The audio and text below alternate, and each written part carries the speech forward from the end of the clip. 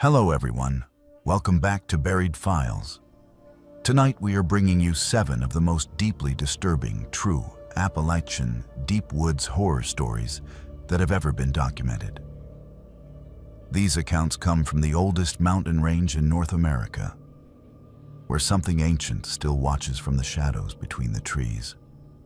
What you are about to hear are not campfire legends or folklore passed down through generations, but verified encounters experienced by real people who made the mistake of venturing into places where the forest has its own rules. From law enforcement officials who investigated disappearances that defy explanation, to hikers who found themselves stalked by things that should not exist, each story has been cross-referenced with witness statements, police reports, and historical records that confirm something terrifying is happening in those mountains. The Appalachian wilderness holds secrets that predate human civilization. And tonight, you will discover why those who know the deep woods best refuse to enter certain areas after dark. If you want authentic horror content that documents the unexplained darkness lurking in America's most remote forests, subscribe to Buried Files and hit that notification bell so you never miss our investigations into the unknown. We want to hear your own experiences in the comments below, especially if you have encountered something in the Appalachian region that you cannot explain. Now turn down your lights and prepare yourself as we descend into the heart of Appalachian terror. Jack grew up in a remote hollow, tucked deep within the mountains of eastern Kentucky, where the nearest neighbor lived 3 miles away, and the closest town was a 40-minute drive on winding gravel roads that turned to mud whenever it rained. The hollow had been in his family for 5 generations, passed down from his great-great-grandfather, who had carved out an existence in that isolated valley back when the railroad was still being built through the mountains. The cabin where Jack was raised sat at the end of a narrow dirt track that wound through dense forest, surrounded by peaks that rose so steeply on all sides that the sun only reached the valley floor for a few hours each day. It was the kind of place where silence had weight, where the darkness at night was absolute, and where the forest felt less like scenery and more like something alive that was constantly watching. Jack's grandmother had lived in that hollow her entire life, and she knew the mountains better than anyone. She taught Jack which plants were safe to eat, where the best fishing holes were located, and how to read the weather by watching the way the mist moved through the trees. But there was one lesson she repeated more than any other, and it was delivered with a seriousness that made young Jack understand this was not advice to be ignored. She told him there were certain parts of the woods where a person should never go alone, and there were places where even groups should not venture after the sun began to set. She said the mountains were old, older than anyone could properly understand, and that in some hollows and along certain ridges, something watched back when you looked into the trees. She never explained what that something was, and Jack learned not to ask, because the look in her eyes when she spoke about it made him understand that some questions were better left unasked. Over the years, Jack heard the stories that his family rarely spoke about, but that everyone seemed to know. There was an old logging road that wound through the deepest part of the hollow, cutting through a section of forest that had been partially cleared in the 1930s when a lumber company had briefly operated in the area. The company had shut down abruptly, and the road had been left to grow over, though it was still visible if you knew where to look. Local hunters avoided that area entirely, especially after dark, and there were whispers about why. Jack's uncle had disappeared near that old logging road back in the summer of 1983. He had gone out bow hunting before dawn, something he had done hundreds of times before, and when he failed to return by nightfall, the family organized a search. They found him 3 days later, wandering along a creek bed 6 miles from where he had parked his truck, with no memory of where he had been or how he had gotten there. But what disturbed the family most was that his uncle looked different. He had aged years in just 3 days, his hair noticeably grayer, his face deeply lined in ways it had not been before, and his eyes held a haunted quality that never quite went away. He refused to discuss what had happened, and within a year he had moved away from the mountains entirely, settling in a flat suburb of Lexington where he never had to look at the forest again. Jack's family made it clear that the old logging road and the abandoned camp at its end were strictly off limits. His father said it with the casual tone of someone stating an obvious fact. But his grandmother said it like she was delivering a warning that could mean the difference between life and death. Jack obeyed that rule throughout his childhood, partly from respect and partly from a primal instinct that told him some boundaries existed for good reason.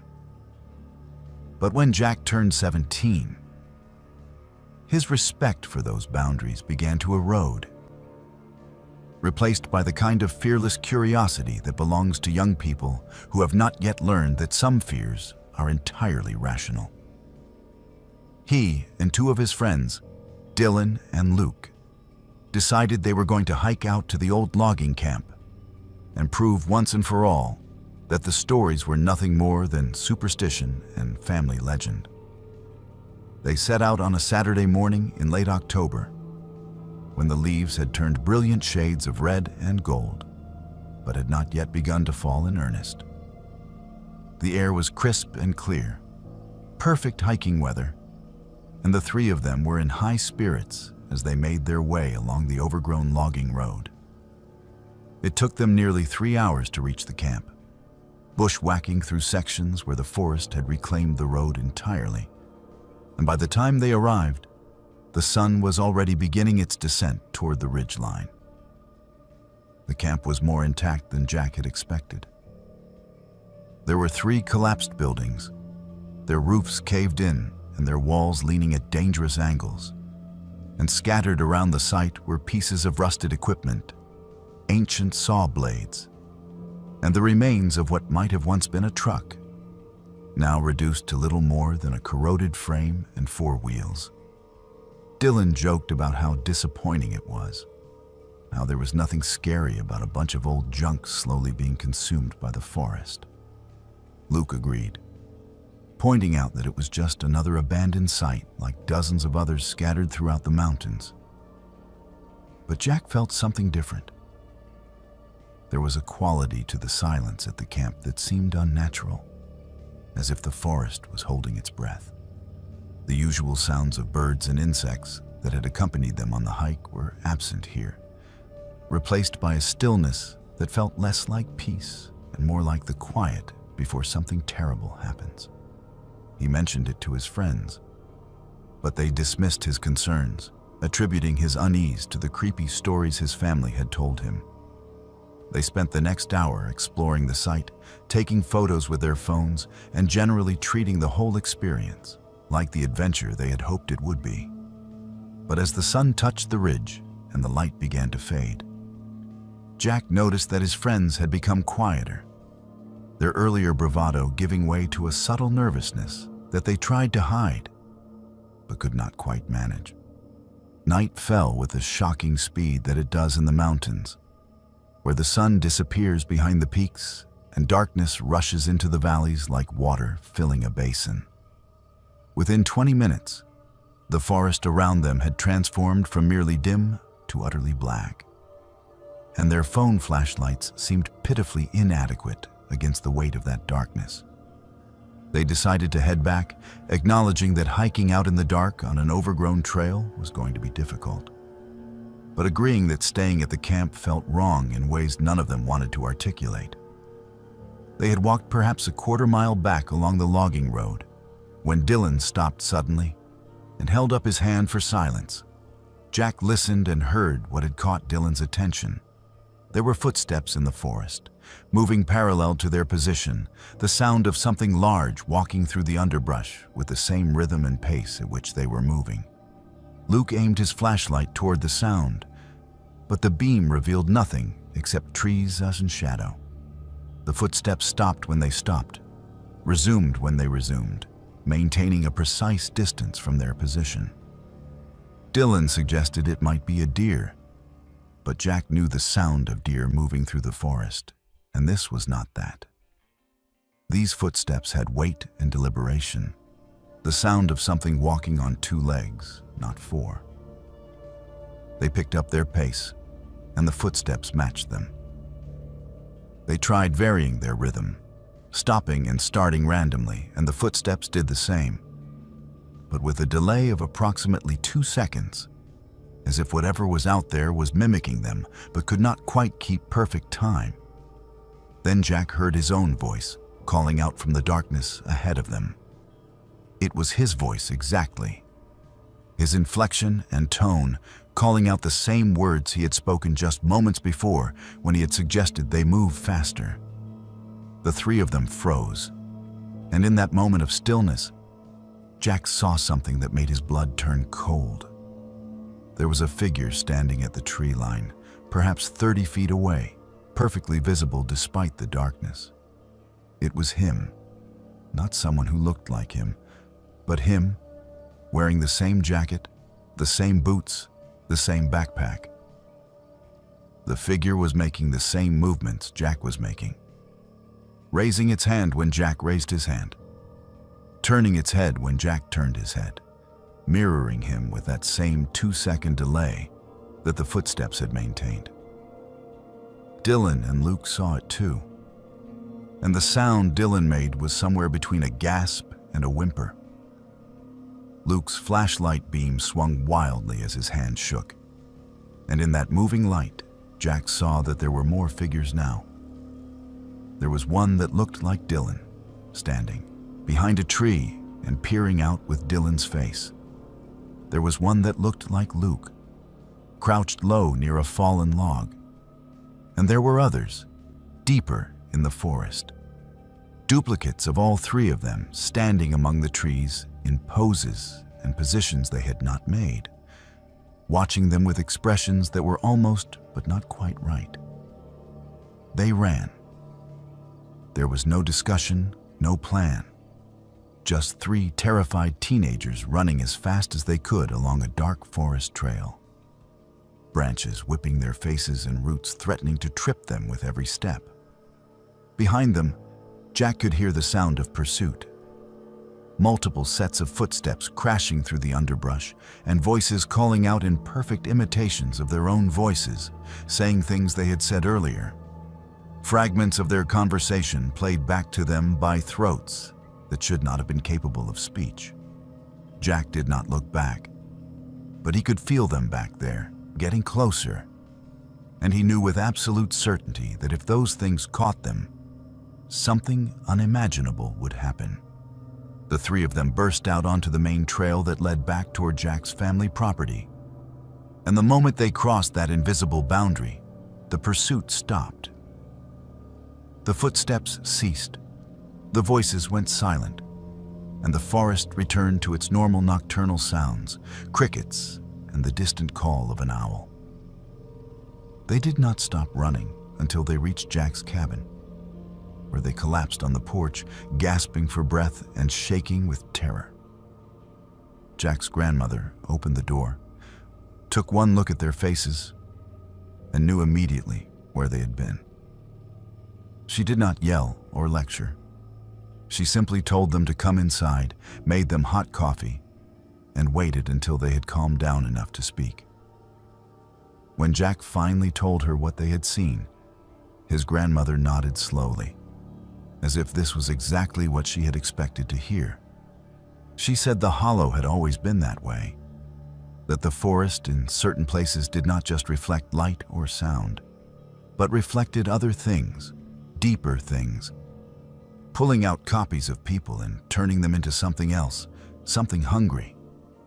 She told Jack that his uncle had seen the same thing back in 1983, that he had encountered his own double out in those woods, and that the experience had changed him in ways that went beyond his appearance. She explained that whatever lived in that part of the forest did not just watch, it learned, studying people who ventured too close and creating imperfect duplicates that served some purpose no human could understand. Dylan never spoke about that night again, He avoided Jack for weeks afterward, and when they finally did see each other at school, Dylan made it clear through his silence that the subject was permanently closed. Luke moved away the following summer, his family relocating to Ohio. And while he and Jack stayed in touch through social media for a while, Luke never once mentioned what had happened in the hollow. Jack himself tried to rationalize it, tried to convince himself that it had been shadows and fear and overactive imaginations. But he could not make himself believe that explanation. He had seen his own face staring back at him from the darkness, had heard his own voice speaking words what he had not said. And no amount of rationalization could erase the memory of that impossible encounter. Jack moved away from the hollow when he turned 25, taking a job in Lexington that gave him an excuse to leave the mountains behind. He told himself it was for career opportunities, for the chance to live somewhere with more options and better prospects. But he knew the real reason. He could not live in that hollow anymore, could not wake up every morning and look out at the forest, knowing what was out there in the deeper hollows, knowing that something wearing stolen faces walked among those ancient trees. His grandmother passed away 2 years after he left, and at her funeral, she was buried in the small family cemetery on the property. Before she died, she told Jack something that he has never forgotten. She said that his great-grandfather had seen the same thing back in 1940 during a hunting trip in that same part of the forest. She said it was not a new phenomenon, but something that had been happening for as long as people had lived in those mountains. Maybe longer. She said some places in Appalachia were different, that they had their own rules and their own hungers, and that the forest in certain hollows did not just grow and change with the seasons, but actively reached out, trying to pull in anything that came too close. Jack has not returned to the hollow in 15 years. The property still belongs to his family, and a distant cousin lives in the cabin now. But Jack has no intention of ever going back.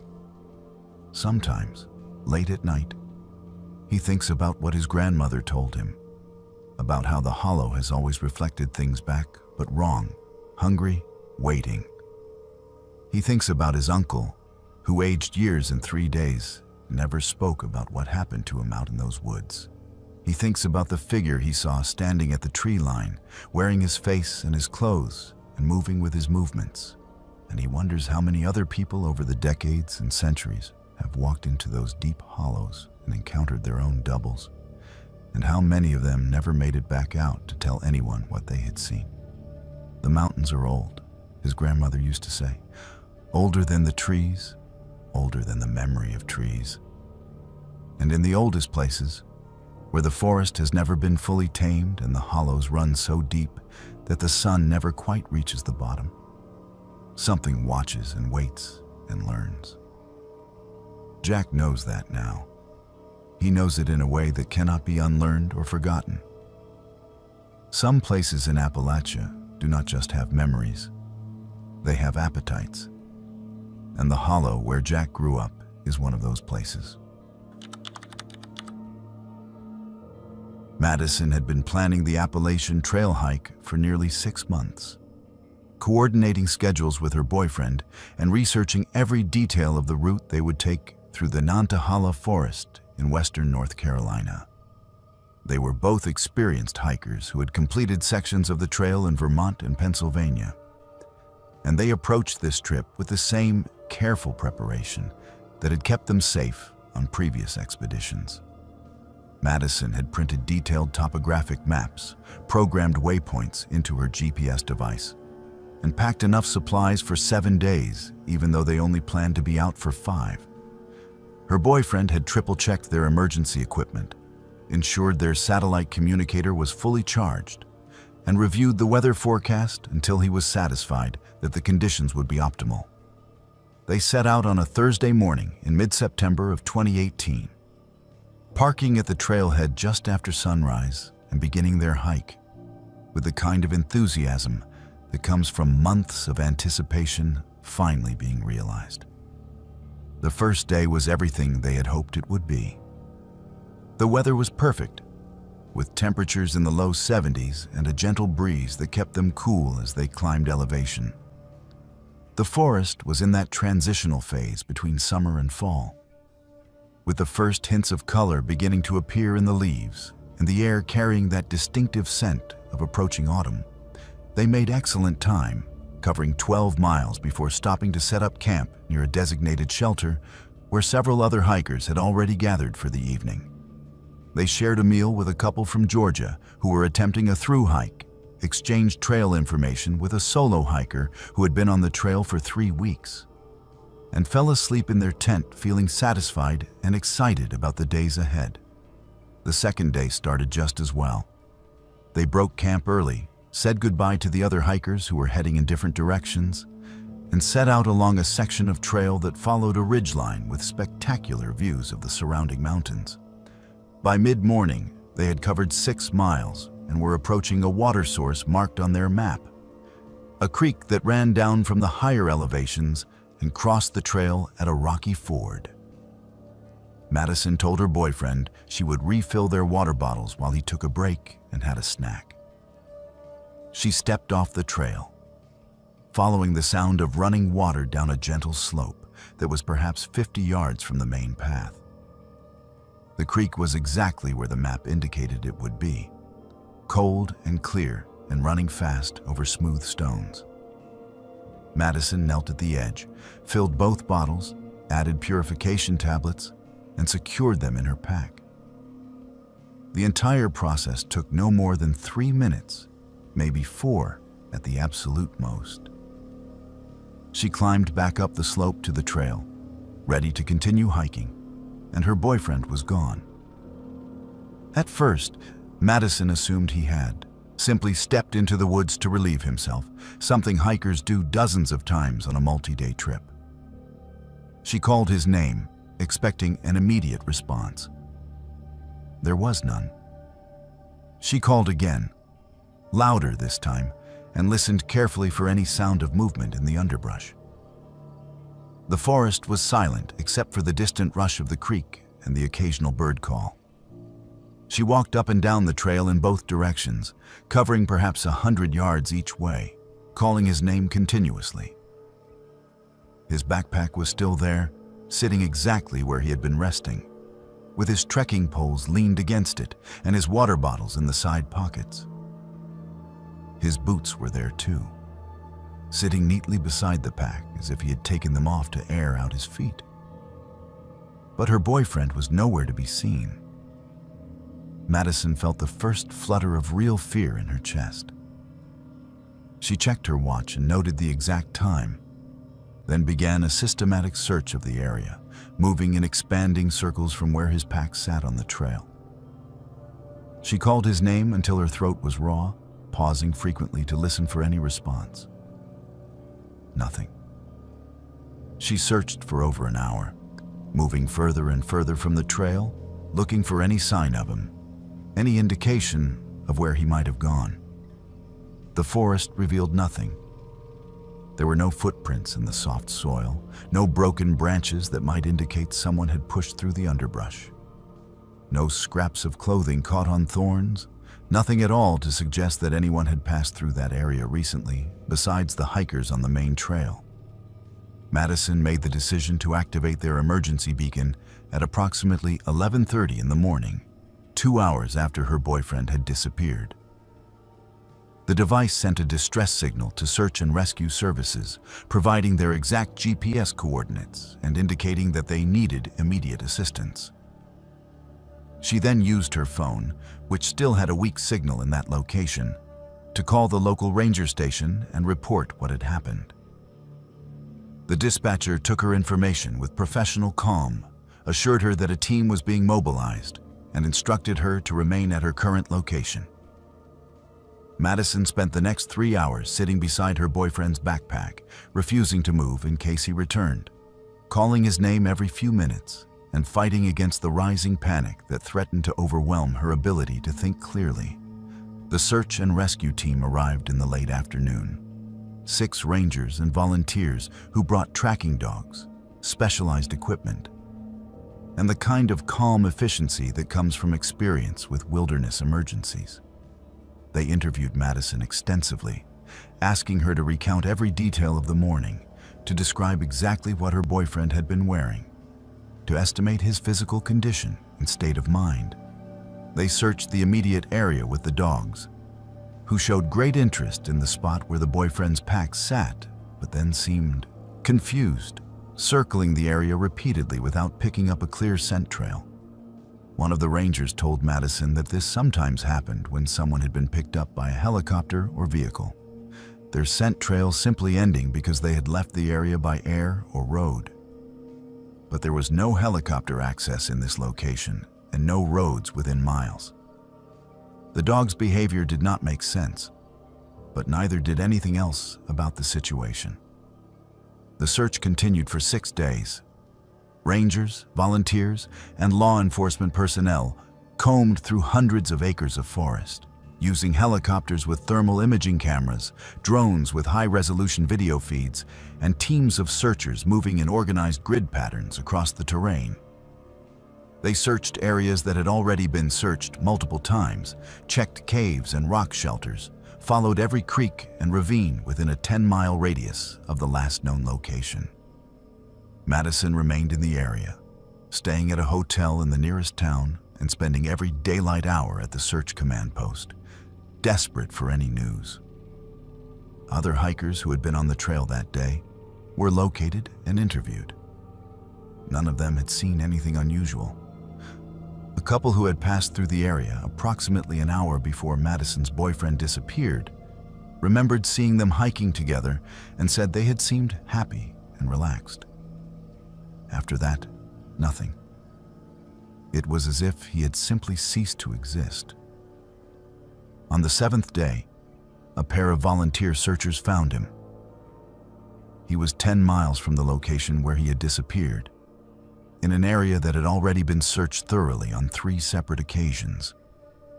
He was alive, but severely dehydrated, disoriented, and unable to communicate coherently. He was not wearing the clothes he'd been wearing when he disappeared. Instead, he was dressed in a shirt and pants that no one recognized, garments that appeared old and worn and did not fit him properly. His own clothes were never found. The volunteers called for immediate medical evacuation, and he was airlifted to a hospital in Asheville where doctors treated him for dehydration, exposure, and malnutrition.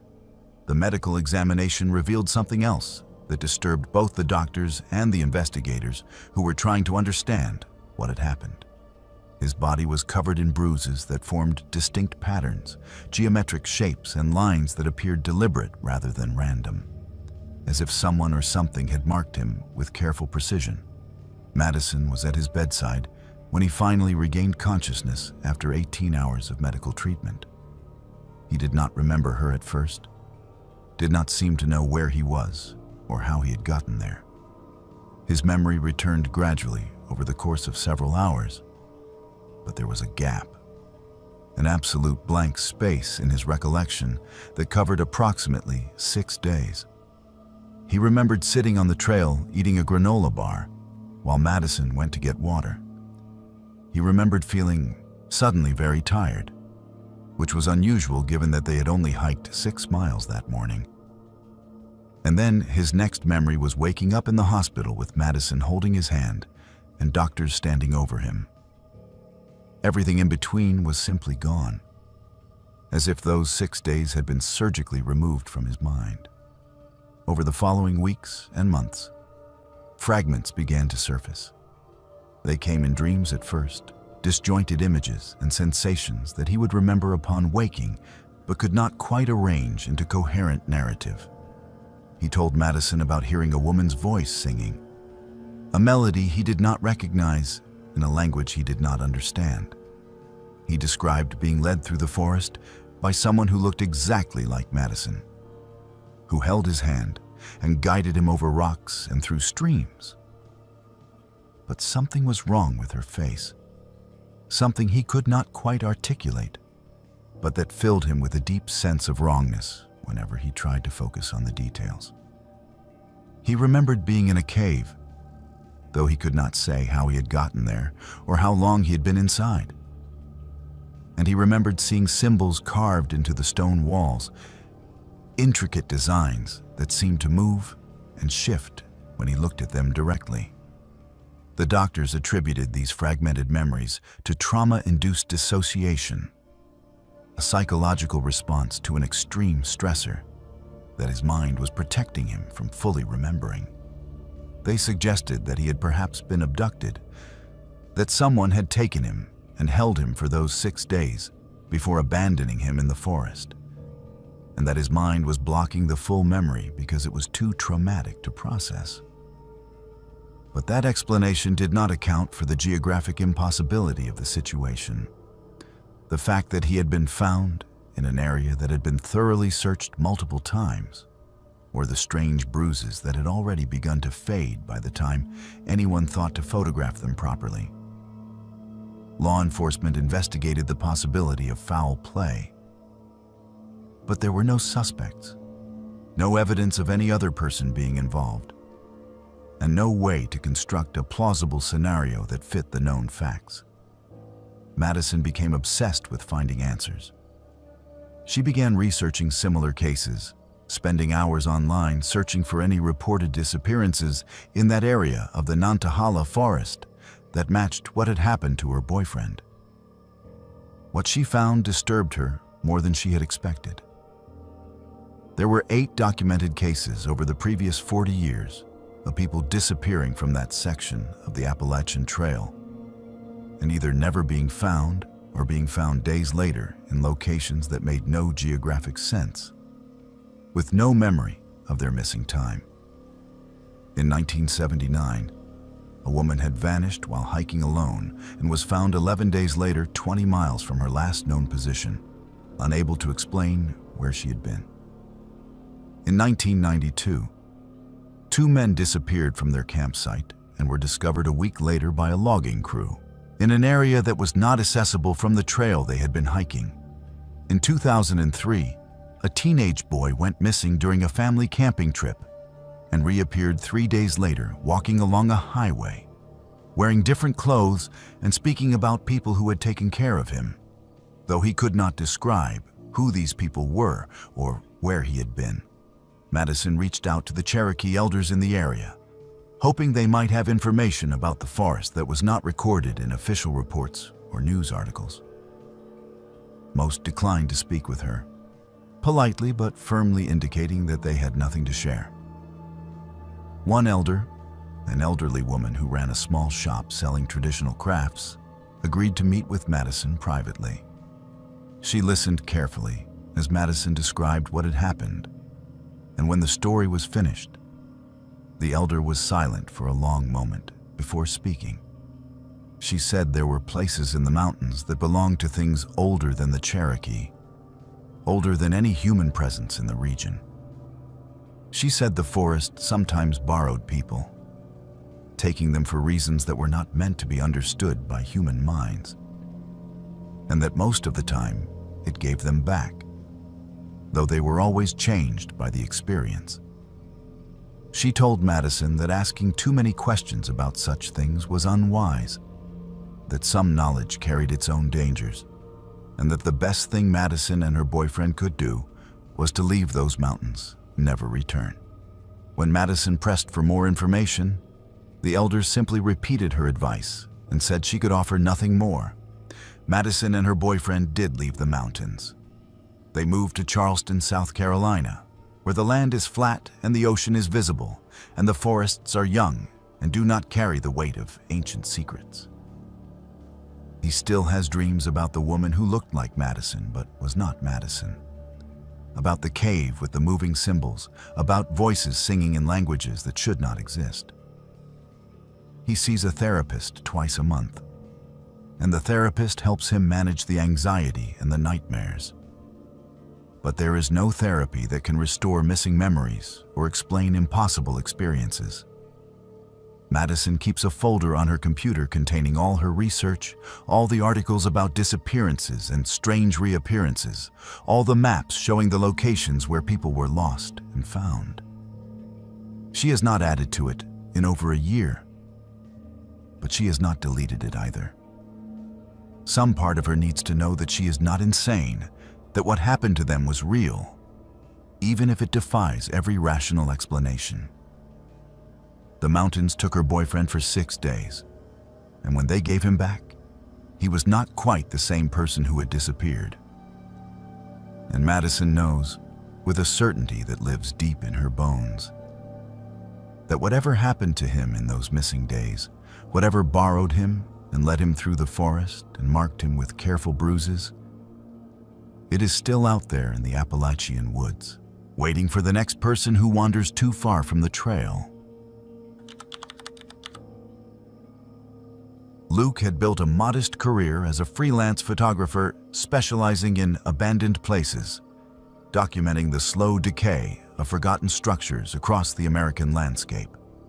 His portfolio included shuttered factories in Detroit, decaying mansions in rural Louisiana, and ghost towns scattered throughout the western states. He approached each location with respect and careful research, understanding that these places represented real history and real lives that had been lived and lost. In the spring of 2020, Luke heard about a sealed coal mine outside the ghost town of Thurmond, West Virginia, a place that had been abandoned since a catastrophic collapse in 1962 that killed 11 miners and led to the permanent closure of the operation. The mine had been officially sealed by the state, but Luke's research suggested that the seal had deteriorated over the decades, and he believed he could gain access to photograph the tunnels before they were lost to time entirely. Luke arrived in Thurmond on a gray April morning when fog hung thick in the valleys and the abandoned buildings looked like something from another era, which in many ways they were. The town had once been a thriving railroad and coal hub, home to thousands of workers and their families. But the decline of the coal industry had transformed it into a hollow shell, where a handful of stubborn residents still maintained a presence among the ruins. Luke spent the first day photographing the town itself, capturing images of the old bank building, the abandoned hotel, and the railroad depot that now served as a museum. He spoke with one of the few remaining residents, an elderly man who had worked in the mines as a young man before the collapse, and asked about accessing the sealed mine. The old man's expression changed immediately, his friendly demeanor replaced by something guarded and uncomfortable. He told Luke that the mine was dangerous, that the tunnels were unstable and could collapse at any moment, and that local people avoided the area entirely. When Luke pressed for more specific information about the location, the old man gave vague directions, then excused himself, making it clear that the conversation was over. Luke found the mine entrance the following morning after hiking up a steep hillside covered in bare trees and old slag heaps from the mining operation. The seal was exactly as his research had suggested, a concrete barrier that had cracked and shifted over the years, leaving a gap large enough for a person to squeeze through if they were determined enough. Luke was determined enough. He had proper equipment, including a helmet with a powerful LED light, backup flashlights, a respirator in case of bad air, and a rope that he tied to a tree outside the entrance so he could follow it back if he became disoriented in the tunnels. He documented his entry point with photographs and GPS coordinates, then squeezed through the gap in the seal and entered the mine. The air inside was cool and damp, carrying the smell of minerals and earth and something else that Luke could not quite identify, a faint sweetness that seemed out of place in the environment. The main tunnel was surprisingly well preserved, with wooden support beams still intact and old rail tracks running along the floor, disappearing into the darkness ahead. Luke moved slowly, stopping frequently to photograph the details that caught his eye. The rusted mining equipment abandoned where it had last been used, the lunch pails and thermoses that workers had left behind when they fled the collapse, and the faded safety posters still clinging to the tunnel walls. He ventured deeper into the mine, following the main tunnel as it branched into side passages and smaller exploratory shafts. The silence was absolute, broken only by the sound of his breathing and the occasional drip of water from the ceiling. Luke had been in the mine for approximately 45 minutes when he saw the toy truck. It was sitting on the ground beside one of the old rail tracks, a small metal toy covered in rust and dirt, but still recognizable as a vintage Tonka truck from the 1950s or 60s. Luke found it strange that a child's toy would be in the mine, especially given that child labor in American coal mines had been illegal for decades before this particular mine had closed. He photographed the truck, zooming in on the details, and then continued deeper into the tunnel system. That was when he began to hear the singing. At first, Luke thought he was imagining it, that his mind was playing tricks on him in the oppressive silence of the underground space. But as he stopped moving and listened carefully, there was no mistaking what he heard. It was children's voices, multiple children singing in unison, the words of an old hymn that Luke recognized from his childhood church attendance. The singing seemed to come from deeper in the mine, echoing off the stone walls in ways that made it difficult to pinpoint the exact source. Luke's first thought was that there must be an entrance he did not know about, that perhaps local kids had found a way into the mine and were exploring it just as he was. But that thought evaporated as he listened more carefully to the singing. There was something wrong with it. Something off about the tone and rhythm that made it sound less like children at play and more like a recording that had been damaged or distorted. Luke followed the sound down a side passage he had not yet explored, his camera hanging forgotten around his neck as his full attention focused on the impossible singing echoing through the darkness. The passage opened into a larger chamber, and Luke's helmet light swept across the space, revealing something that made him stop walking immediately. The walls were covered in handprints, hundreds of them, maybe thousands, pressed into the soft coal dust that coated the stone. They were small handprints, the size that would belong to children between perhaps 6 and 12 years old. They covered every surface, layered over each other in some places, creating a chaotic pattern that seemed to pulse and shift in the moving beam of Luke's light. The singing stopped abruptly, and in the sudden silence, Luke heard something else. Footsteps, not heavy boots like miners would wear, but light footsteps, the sound of small feet running through the tunnels. Multiple sets of feet, coming from different directions, converging on his position. Luke's camera began to malfunction, the LCD screen flickering with static and distortion, displaying images that he was not taking, images of children in old-fashioned clothing standing in the very chamber where he now stood. He heard voices then, not singing but speaking, young voices calling out to each other in the darkness, their words overlapping and echoing until they became an unintelligible chorus that seemed to come from everywhere at once.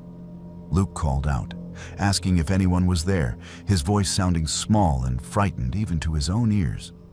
The response came immediately, his own words repeated back to him in perfect synchronization, by what sounded like dozens of children's voices, all speaking at exactly the same time with exactly the same inflection. When he moved his light toward one of the tunnel openings, he saw them. Small shapes standing just beyond the reach of his beam. Child-sized figures that retreated when the light touched them, but advanced again when he moved the beam away. He could not see details, only silhouettes that were somehow darker than the surrounding darkness.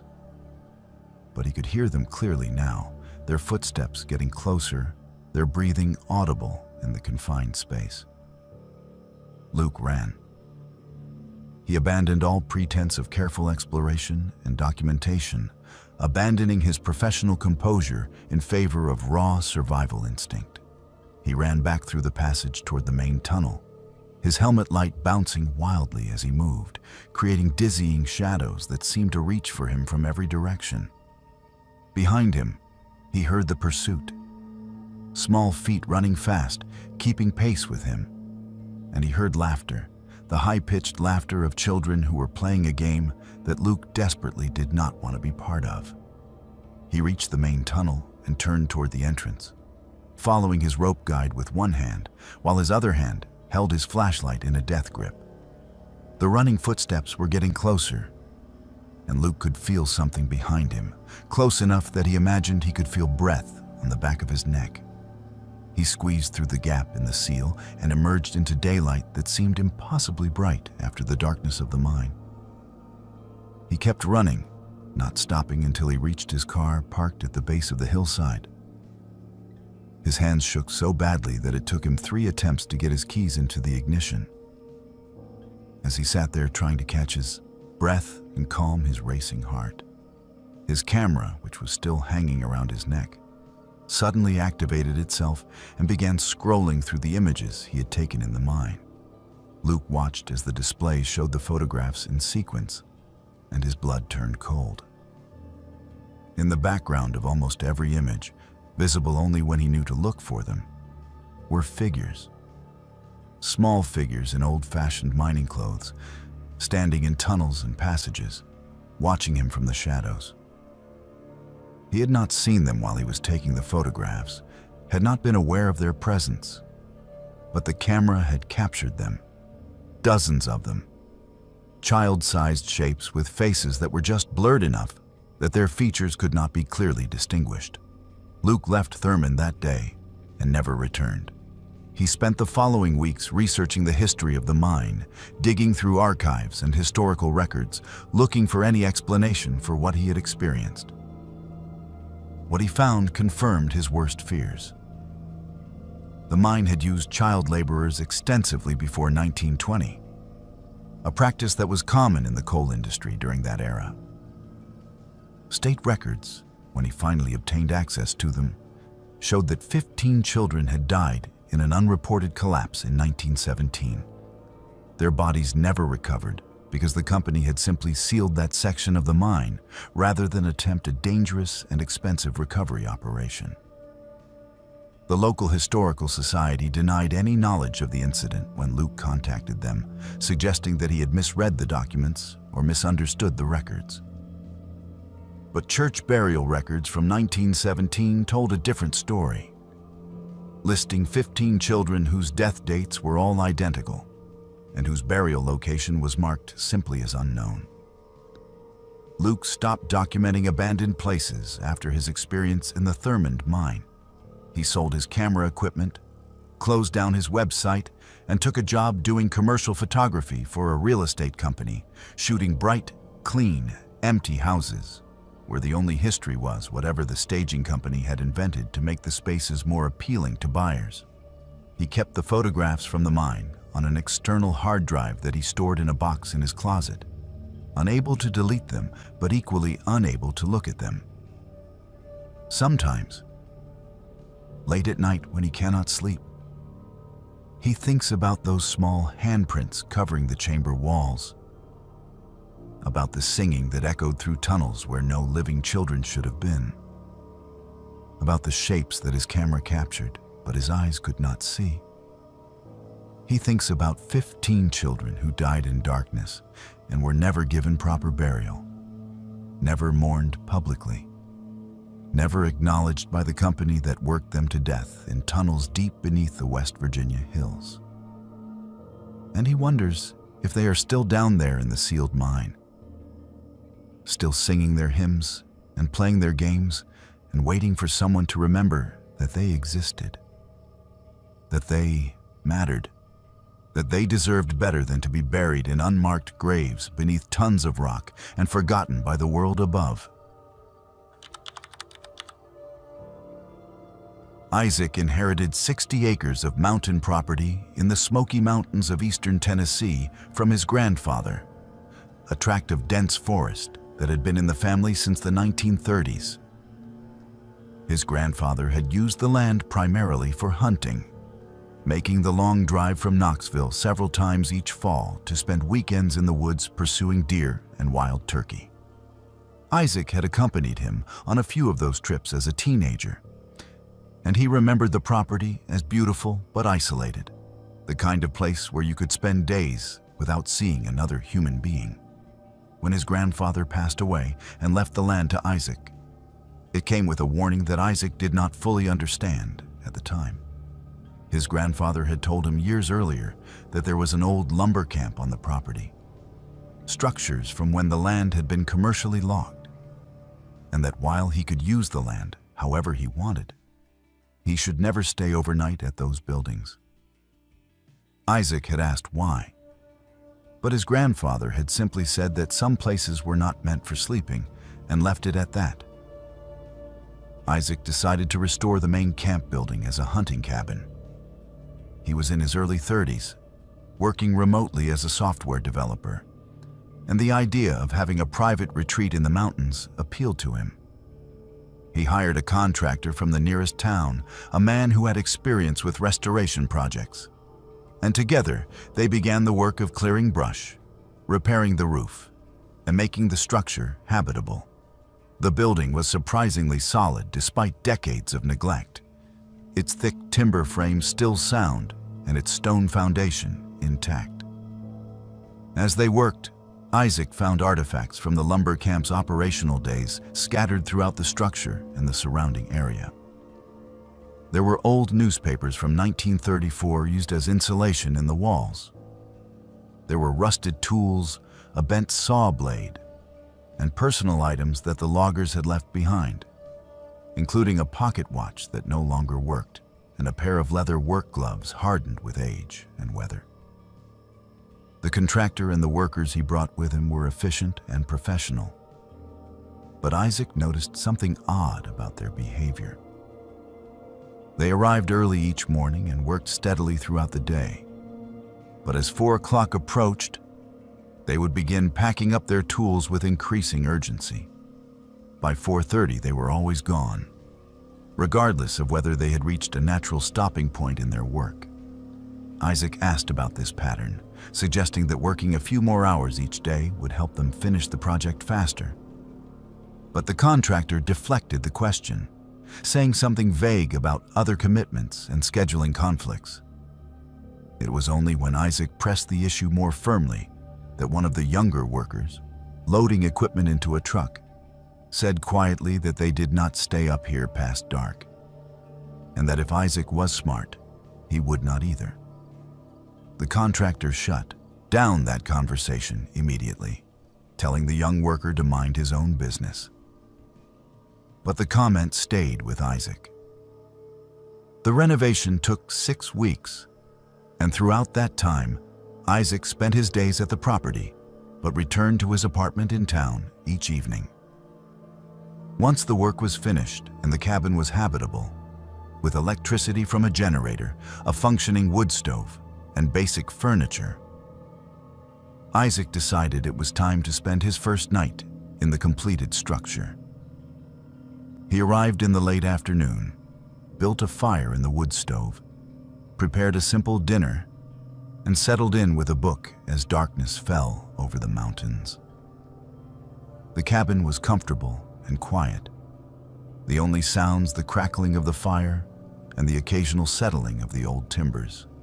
Isaac felt pleased with how the restoration had turned out and looked forward to many future visits to his private mountain retreat. At approximately 2 o'clock in the morning, Isaac woke to the sound of axes striking wood. It was not a single axe, but multiple tools working in rhythm, the distinctive sound of men chopping and splitting timber. The sounds came from outside the cabin, from multiple directions, creating the auditory landscape of an active logging operation. Isaac lay in his sleeping bag, initially disoriented and confused, trying to make sense of what he was hearing. His first thought was that there were trespassers on the property, that someone had decided to harvest firewood in the middle of the night, though that explanation made no sense. He got up, grabbed his flashlight, and went to the window. The beam of his light revealed nothing but trees and darkness. The sounds continued, the rhythmic striking of axes against wood, But there was no one visible, no source for the sounds that filled the night air. Isaac opened the cabin door and stepped outside, sweeping his flashlight across the clearing where the cabin stood. The sounds stopped immediately, cut off so abruptly that the silence felt oppressive. He called out, asking if anyone was there, his voice sounding small in the vast darkness of the forest. There was no response. He stood there for several minutes, listening intently, but heard nothing except the normal sounds of the mountain night.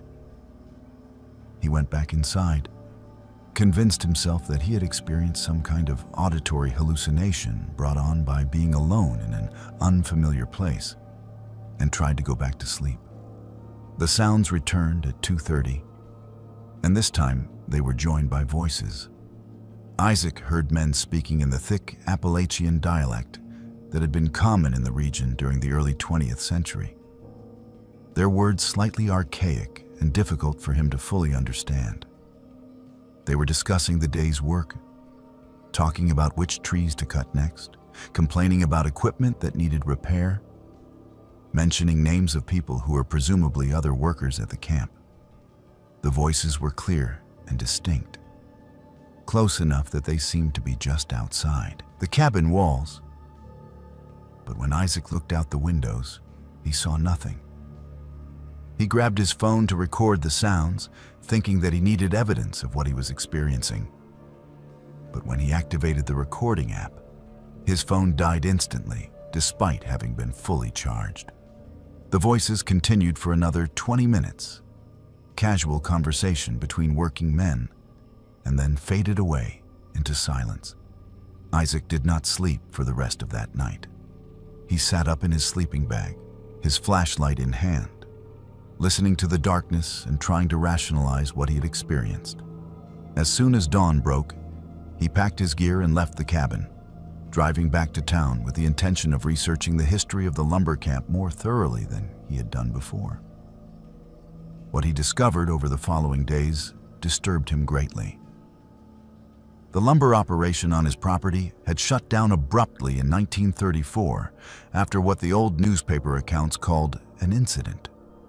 The details were sparse, but Isaac found a brief article in the county archives that mentioned 12 workers dying when a landslide buried the lumber camp's bunkhouse while the men slept. The article said that recovery efforts were abandoned after several days due to the instability of the site and the danger of additional landslides. The lumber company had sealed the area and left, and the bodies of the 12 men were never recovered. Isaac returned to the property with new understanding and growing dread. He studied the terrain around the cabin, looking at the slope of the hillside above it, and realized with sickening certainty that his renovated cabin was built directly on top of where the bunkhouse had been buried. He was sleeping above the unmarked grave of 12 men who had died nearly a century earlier. Men whose bodies still lay beneath the earth, never given proper burial and never acknowledged with markers or memorial. The sounds he had heard were not hallucinations or imagination. They were echoes of the men who had died there, still going about their routines, still living the lives that had been cut short by falling earth and stone. Isaac made the decision to abandon the restoration project. He removed his personal belongings from the cabin, took photographs for documentation purposes, and put the property up for sale, pricing it low enough that he was certain to find a buyer quickly, even though he would take a significant financial loss. The real estate agent asked why he was selling so soon after completing the renovation work, and Isaac told her only that the property was not suitable for his needs. The property sold within 2 months to a couple from North Carolina who wanted mountain land for recreational use. Isaac felt guilty about not warning them about what they would experience at the cabin, but he told himself that perhaps they would not hear what he had heard, that perhaps the sounds only manifested for certain people under certain conditions. 6 months after the sale, Isaac received a phone call from the new owners. They asked if he had ever experienced anything unusual at the cabin, and the careful way they phrased the question told Isaac everything he needed to know.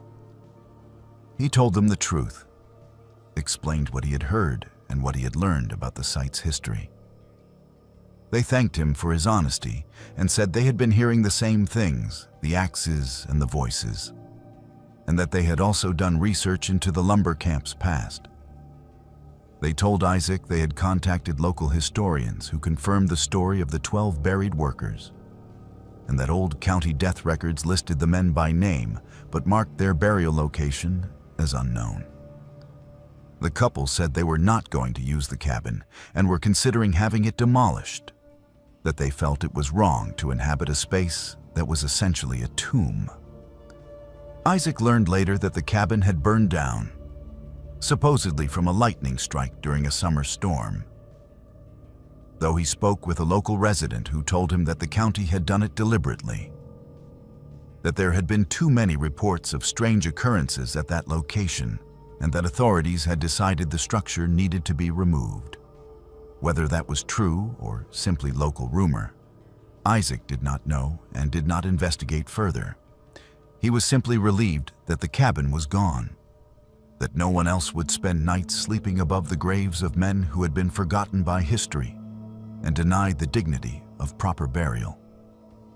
Sometimes Isaac thinks about those 12 men, imagines them going about their work in the moments before the landslide hit, unaware that they were about to die and that their bodies would never be recovered, never mourned, never marked with stones that bore their names.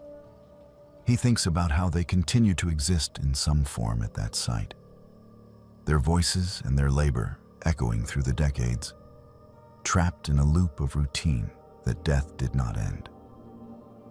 And he is grateful that he spent only one night in that cabin, grateful that he learned the truth quickly enough to escape, before whatever haunts that hillside decided that he should stay there permanently.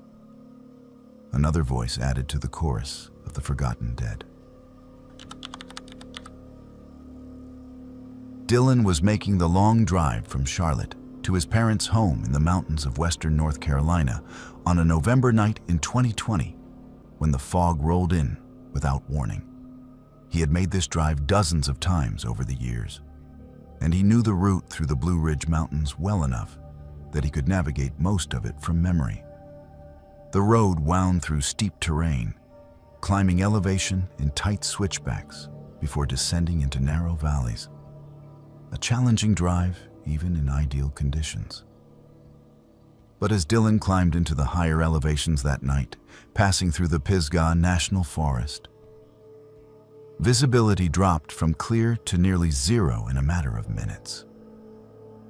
The fog was the thick, heavy kind that absorbs headlight beams rather than reflecting them, reducing his view of the road to perhaps 20 feet ahead of his truck. Dylan slowed to a crawl, his hands tight on the steering wheel, focusing all his attention on staying between the faint white lines that marked the edges of the pavement. He had been driving through the fog for approximately 15 minutes when he saw her. A woman was standing on the side of the road, waving her arms over her head in the universal gesture for help. Dylan's first instinct was to keep driving, to assume this was some kind of setup or scam.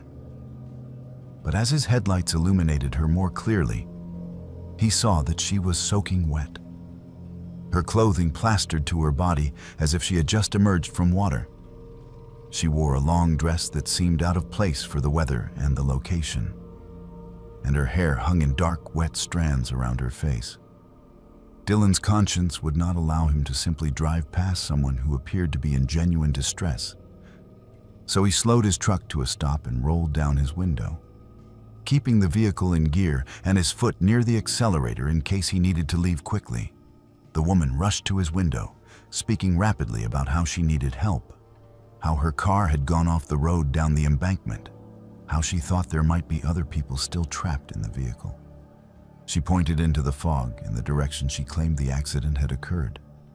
Dylan asked if she was injured, and she said she was fine, but that she needed someone to help her look for the car because she could not find it in the fog and darkness.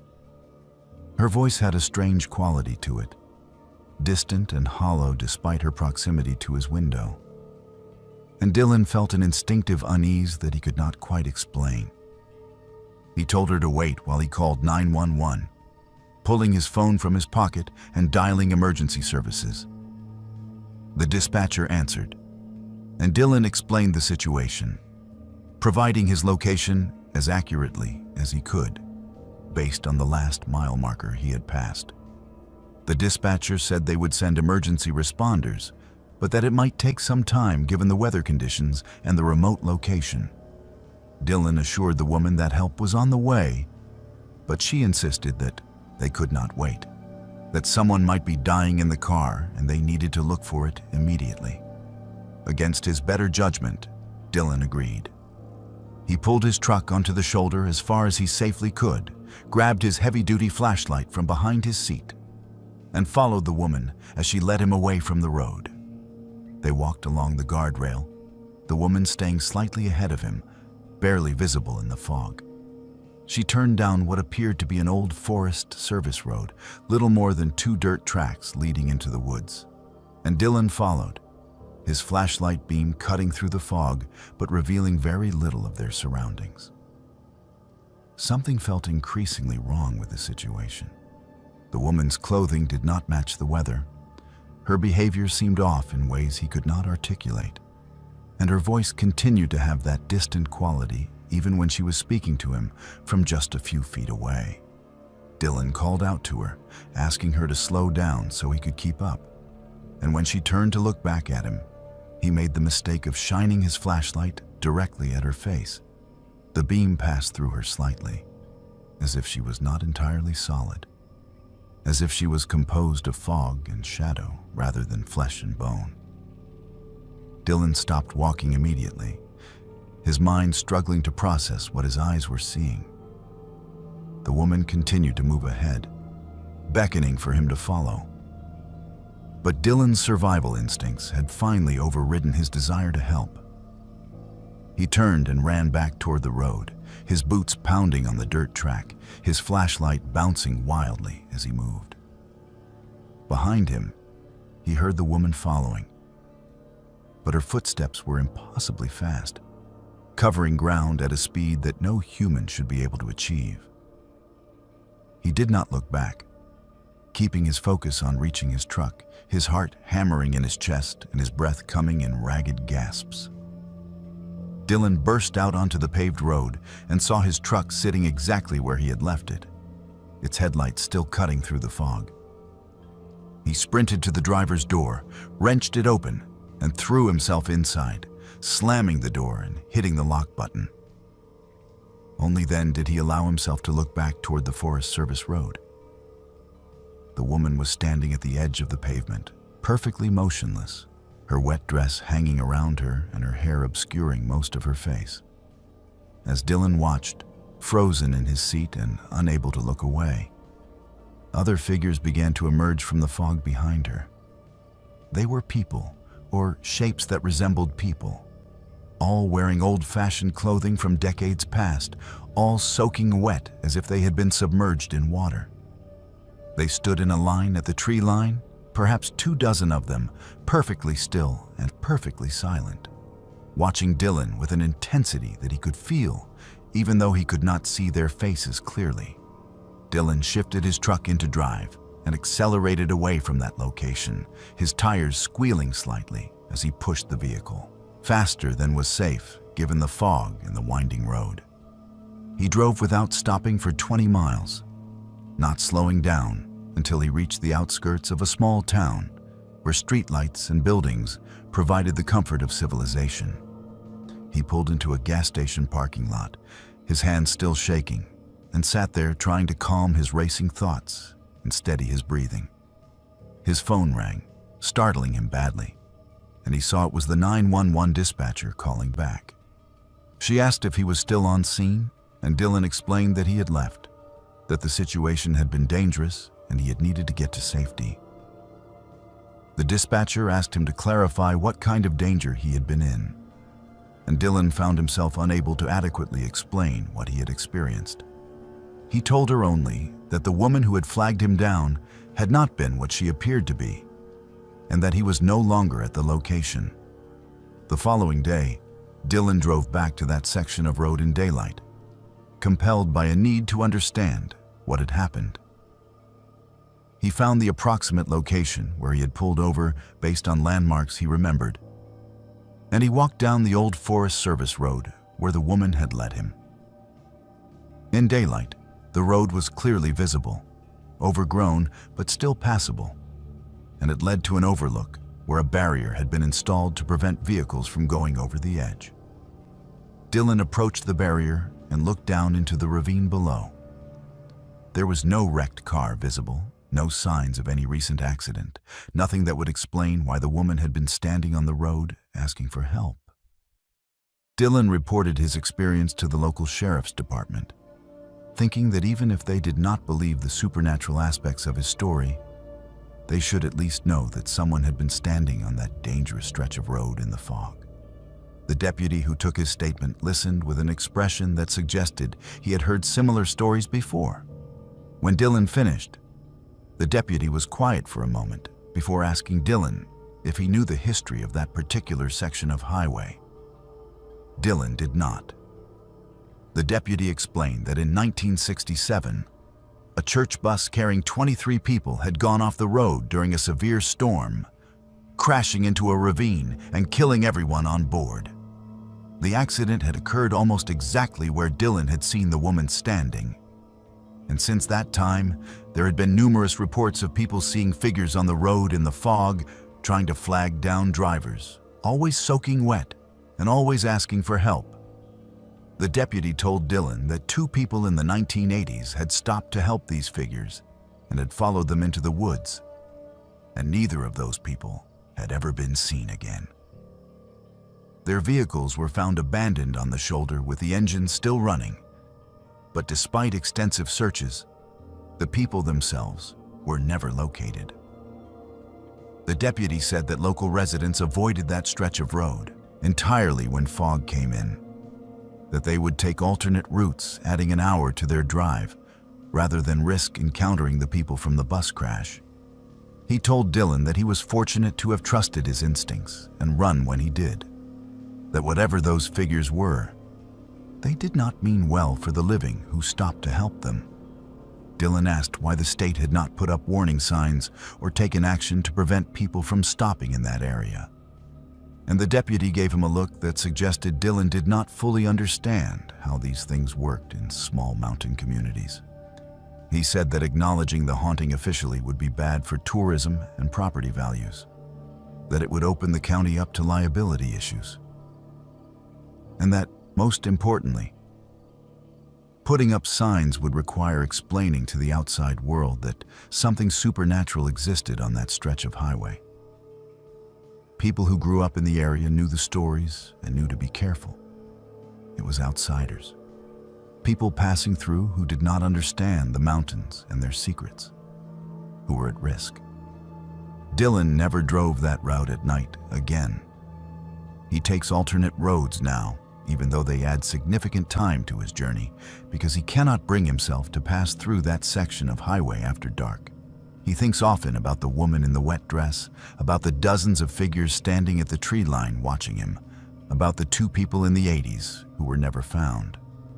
He wonders if they followed the figures too deep into the woods, if they became lost in some way that had nothing to do with geographic location and everything to do with being pulled into a space that existed between the world of the living and whatever realm the dead from the bus crash now inhabited. He wonders if the people on that bus are still trying to get home, still asking for help from passing drivers, unable to understand that they died decades ago and that the help they need is not something the living can provide. And he is grateful that he ran when he did, that some instinct deeper than conscious thought told him to flee before he became another disappearance statistic, another unsolved mystery whispered about in mountain towns where people know better than to stop for strangers standing in the fog on haunted stretches of highway, where the dead still walk and the boundary between worlds grows thin when darkness and weather obscure the rational daylight world. Ella had been working for the Forestry Service for 3 years when she received the assignment that would change everything. She was a forest ranger in the Daniel Boone National Forest in eastern Kentucky, responsible for maintaining trails, educating hikers about wilderness safety, and monitoring the vast stretches of protected land that covered hundreds of square miles of rugged Appalachian terrain. The job suited her perfectly, combining her love of the outdoors with work that felt meaningful and important.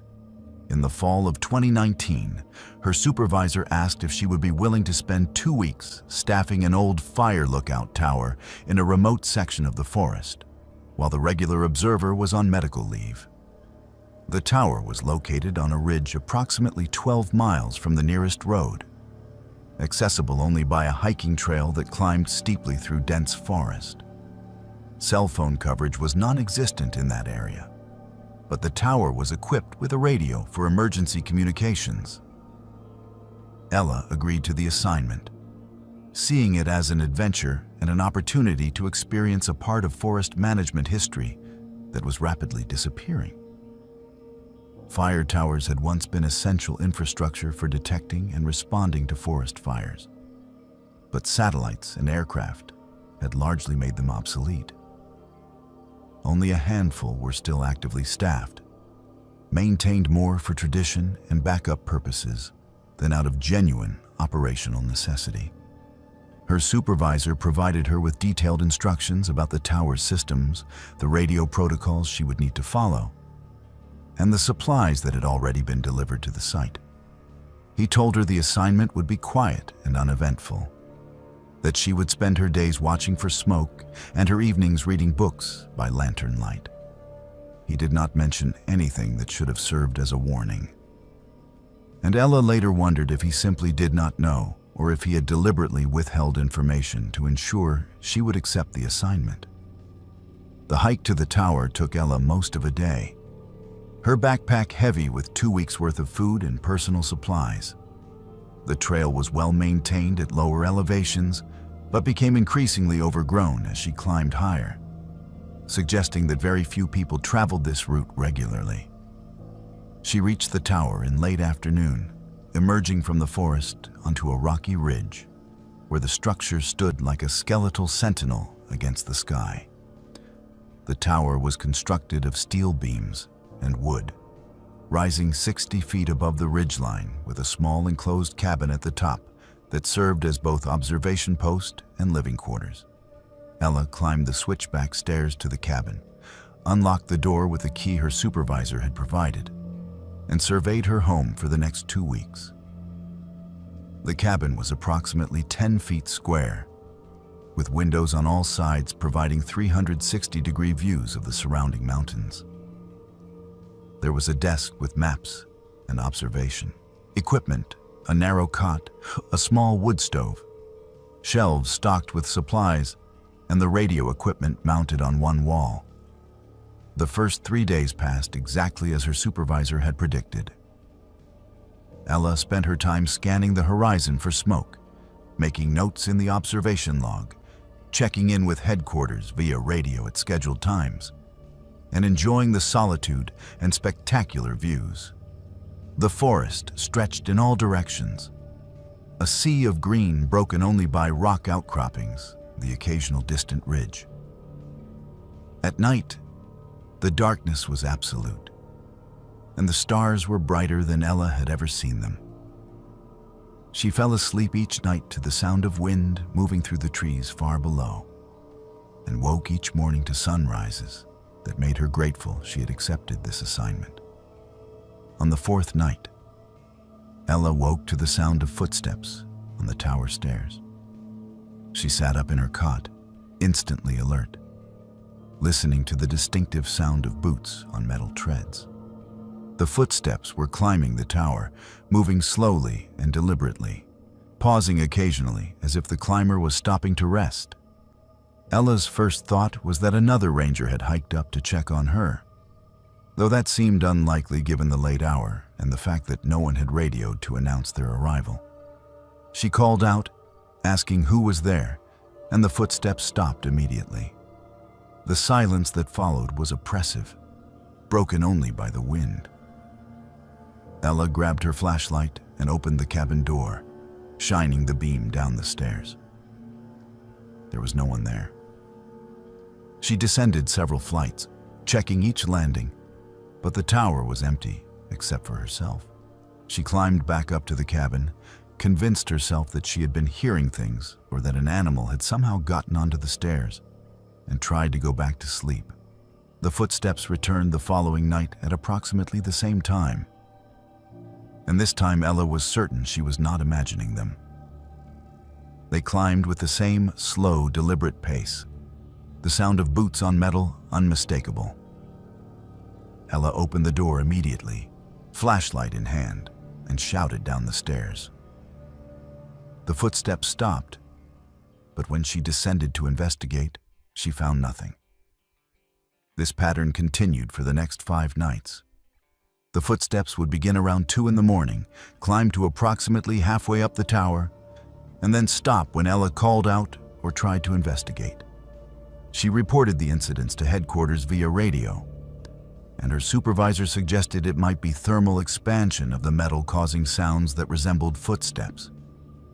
Ella knew this explanation was inadequate, but she had no better alternative to offer. On the 10th night of her assignment, something changed. The footsteps climbed all the way to the top of the tower and stopped directly outside the cabin door.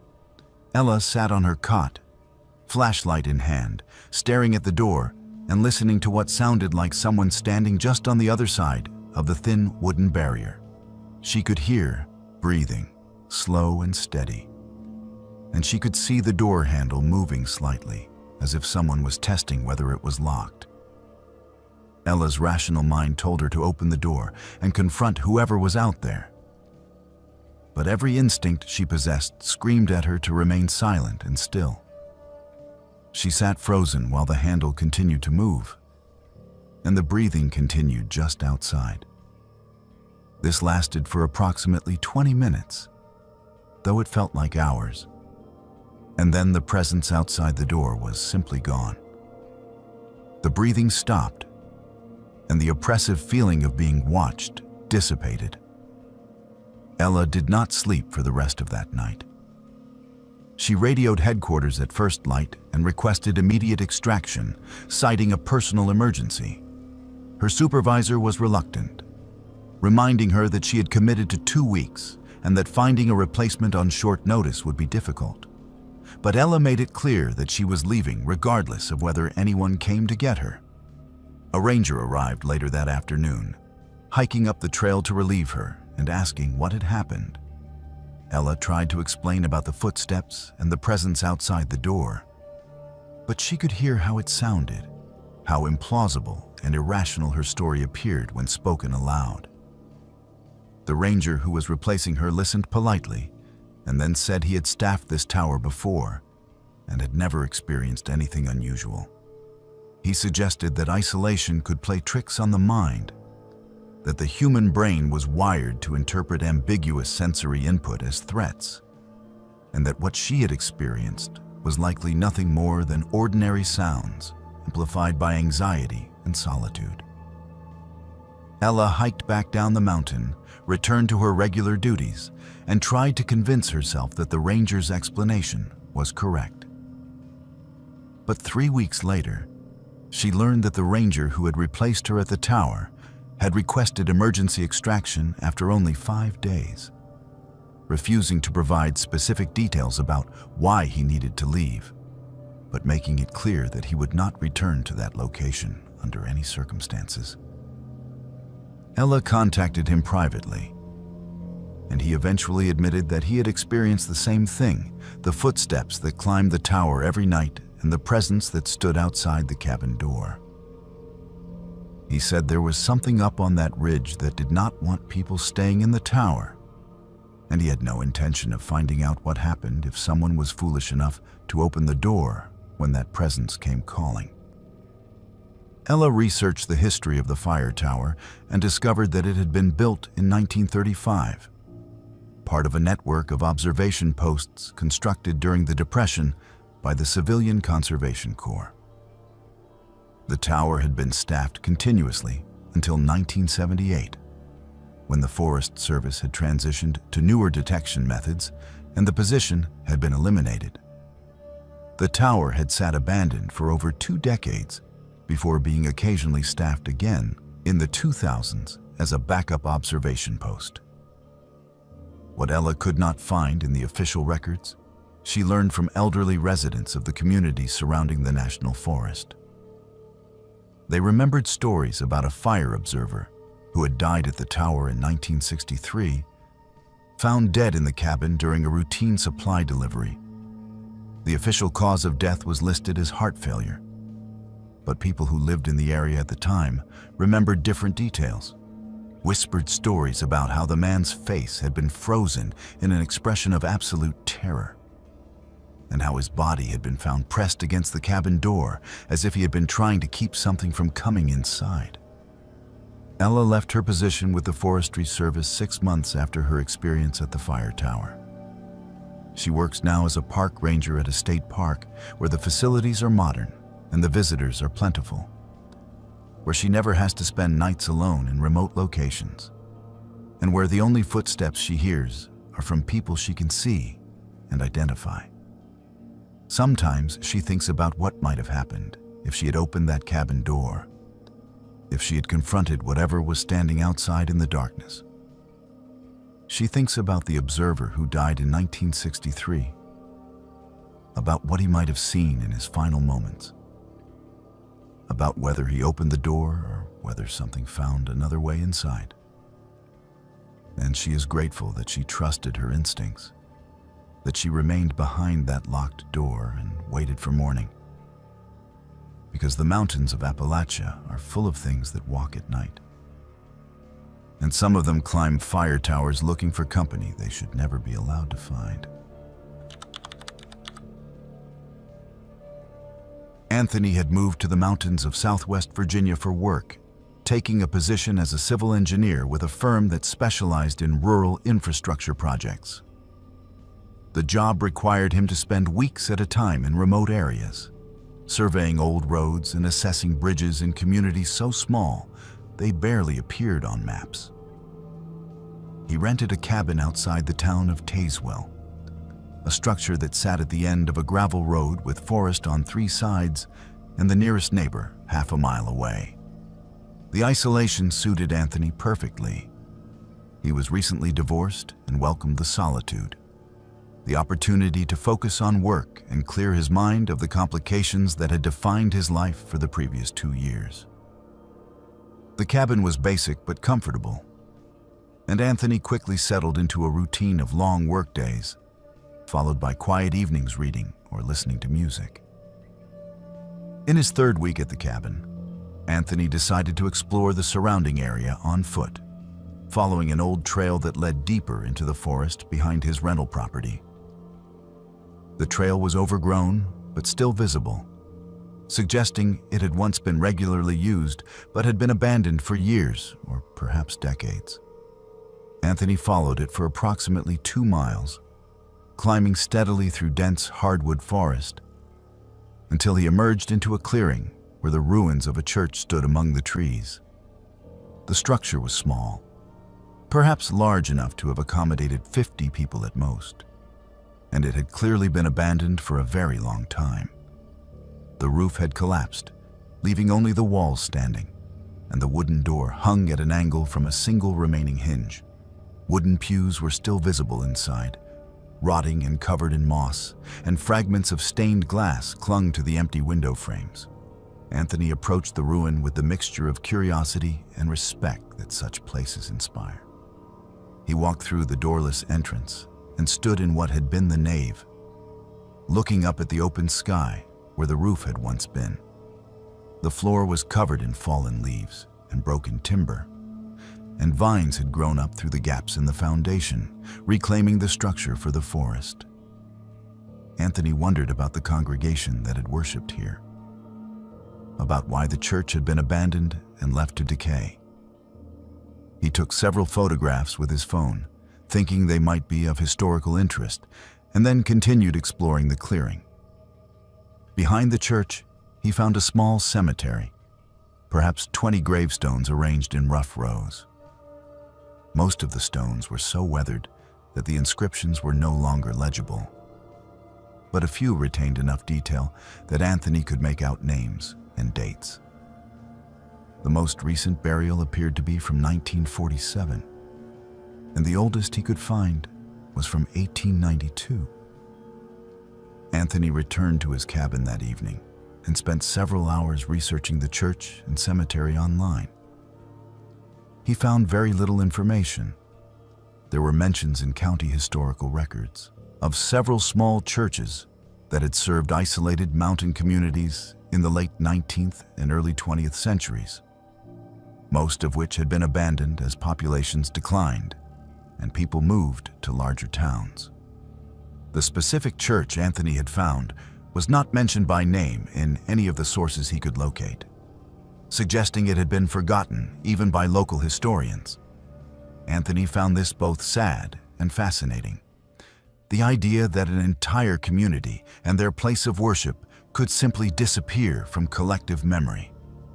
3 nights after his initial visit to the church, Anthony woke to the sound of singing. It was faint at first, distant enough that he thought perhaps it was coming from a radio or television that a neighbor had left on, though that seemed unlikely given how far away the nearest occupied house was. As he became fully awake and listened more carefully, he realized the singing was coming from the direction of the abandoned church. It was a hymn, multiple voices singing in harmony, the kind of old gospel music that had been common in rural Appalachian churches a century ago. Anthony checked his phone and saw that it was 3:15 in the morning. He got out of bed, went to the window, and looked out into the darkness. He could see nothing unusual, but the singing continued, clear and distinct despite the distance. Anthony made the decision to investigate. He dressed quickly, grabbed a powerful flashlight, and left the cabin, following the trail toward the church. The singing grew louder as he approached, and Anthony could distinguish individual voices now, men and women and children, all singing together with the practiced harmony of a congregation that had performed these songs countless times. As he got closer to the clearing, he noticed something else. There was light coming from the direction of the church, a warm, flickering glow that looked like candlelight or lanterns. Anthony slowed his pace, suddenly uncertain whether he should continue forward. If there were actually people at the church, perhaps some kind of secret religious gathering or historical reenactment group, he did not want to intrude or startle them. He reached the edge of the clearing and stopped, using the trees for cover as he observed what was happening. The church was no longer a ruin. The roof was intact, the walls were sound, and warm light glowed from the windows. Anthony could see figures moving inside, silhouettes of people sitting in pews, standing to sing, and what appeared to be a preacher at the front of the church leading the service. The singing reached its conclusion, and Anthony heard the preacher's voice, though he could not make out the words, speaking in the rhythmic cadence of a sermon. The congregation responded at intervals, their voices raised in agreement or affirmation. Anthony stood at the edge of the clearing for perhaps 20 minutes, watching the service continue, his mind struggling to process what he was seeing. The church was a ruin. He had been inside it. He had photographed the collapsed roof and the rotting pews. What he was seeing now was impossible. He raised his phone to take a photograph, but when he looked at the screen, it showed only darkness and the faint outlines of trees. The camera was not capturing what his eyes were seeing. He tried taking a photograph anyway, pressing the button repeatedly, but each image showed nothing except the forest at night.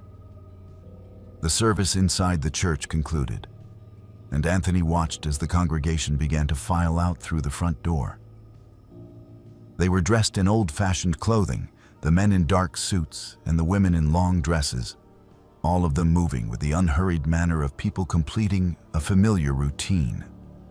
As they emerged into the clearing, they began to fade, their forms becoming translucent and then disappearing entirely, not walking away, but simply ceasing to exist. Within minutes, the clearing was empty. The light from inside the church had gone dark, and Anthony was standing alone in the forest, with his flashlight beam illuminating the ruins of a church that once again had no roof and no walls that could hold a congregation. Anthony returned to his cabin, his thoughts racing and his hands shaking from adrenaline and fear and the profound strangeness of what he had just witnessed. He did not sleep for the rest of that night. Instead, sitting at his kitchen table drinking coffee and trying to convince himself that he had experienced some kind of hallucination or waking dream. But he knew what he had seen, and he knew it had been real in some way that transcended normal definitions of reality. The following day, Anthony drove into Tazewell and went to the county library, where he asked to see any historical records related to churches in the area. The librarian, an elderly woman who had lived in the county her entire life, helped him search through archives and old newspaper collections. Anthony described the location of the church, and the librarian nodded slowly, as if she recognized what he was talking about but was reluctant to discuss it. She told him the church had been called Shiloh Chapel, and it had served a small community of families who lived in that part of the mountains. The church had been abandoned in the late 1940s, when the last of those families moved away or died, and the cemetery behind it held the remains of several generations. Anthony asked why the church was not maintained or at least documented as a historical site, and the librarian became uncomfortable, suggesting that some places were better left forgotten. When Anthony pressed her for more information, she finally admitted that there had been stories about Shiloh Chapel for as long as she could remember. Stories about people hearing services being conducted at night, about seeing lights in the windows of a church that no longer had glass or roof or doors. She said local people avoided that area, that they considered it a place where the boundary between the living and the dead was thin, and that the congregation of Shiloh Chapel had never truly left, even though their bodies had been buried in the ground decades ago. Anthony returned to the church one more time, in daylight, to confirm what he had seen. The structure was exactly as it had been during his first visit, a ruin slowly being consumed by the forest. He stood in the clearing and tried to reconcile the broken walls and collapsed roof with the intact building he had seen during the night service. He could not. The two realities did not align, and Anthony was forced to accept that he had witnessed something that existed outside normal time and space, an echo of the past that repeated itself for reasons he could not understand. Anthony completed his work contract in Virginia, but did not renew it when the firm offered him an extended assignment. He moved back to Tennessee, taking a position that kept him in urban areas where the past stayed buried and churches were active places of worship rather than ruins haunted by congregations who refused to accept that their time had ended. He thinks often about Shiloh Chapel, about the people he saw filing out of that church and fading into nothing, about the hymns sung by voices that should have been silent for 70 years. He wonders if they know they are dead, if they are trapped in some kind of loop, repeating the same service for eternity, or if they gather willingly, finding comfort in the familiar rituals, even though their physical forms have long since turned to dust. And he wonders what would have happened if he had walked into that clearing while the service was happening, if he had tried to enter the church and join the congregation. Would they have seen him? Would they have welcomed him? Or would he have found himself trapped in that moment, unable to leave, condemned to attend services at a church that no longer exists in a clearing where the dead refuse to rest and the forest slowly reclaims what was once sacred ground?